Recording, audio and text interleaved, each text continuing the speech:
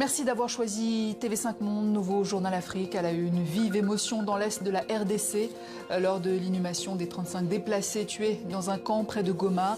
C'était début mai lors d'un bombardement attribué aux rebelles du M23. Cérémonie d'hommage organisée par les autorités.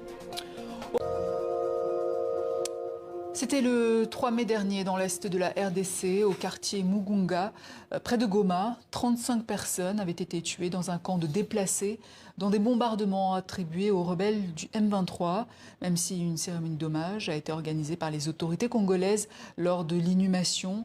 Leurs proches se sentent livrés à eux-mêmes. Reportage Joseph Amani Alimassi, récit Antoine Delpierre, Audrey Desmar. Famille, amis, rescapés du bombardement, militants de la société civile ou simples gomatraciens. Au cœur de la capitale du Nord Kivu, de la morgue au stade de l'Unité, où avait lieu la cérémonie officielle, ils étaient très nombreux pour accompagner les 35 cercueils. 35 corps, dont 22 d'enfants, selon les autorités congolaises, qui attribuent le bombardement du 3 mai dernier sur le camp de déplacés de Mugunga aux rebelles du M23, soutenus selon elles par le Rwanda, ce que Kigali dément. À Goma, Kinshasa avait envoyé une délégation, notamment le porte-parole du gouvernement et le ministre des Droits humains. Dans le camp de Mugunga, il n'y avait pas de combattants.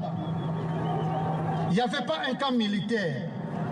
Ce sont des déplacés, des civils par essence, qui ne demandaient que de vivre en paix. Mais larguer une bombe en plein camp de déplacés, ce n'est ni plus ni moins un crime de guerre. Gouvernement national. Au moment de remercier le gouvernement pour son implication dans ces obsèques, le discours de cet homme, présenté comme le représentant des victimes de Mugunga, a été hué.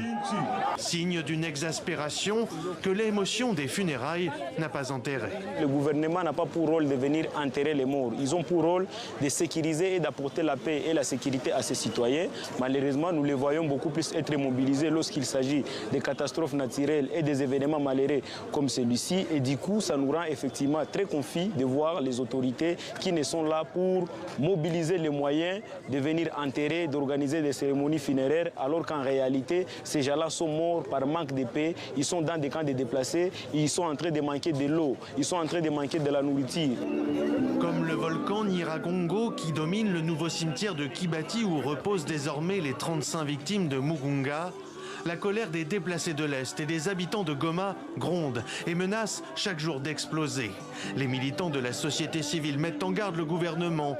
Si les choses ne s'amélioraient pas, un soulèvement de la population aggraverait sévèrement les conséquences du conflit dans l'Est, un conflit qui déborde désormais sur la province du Sud Kivu, avec plusieurs morts dans des bombardements attribués au M23 ces derniers jours.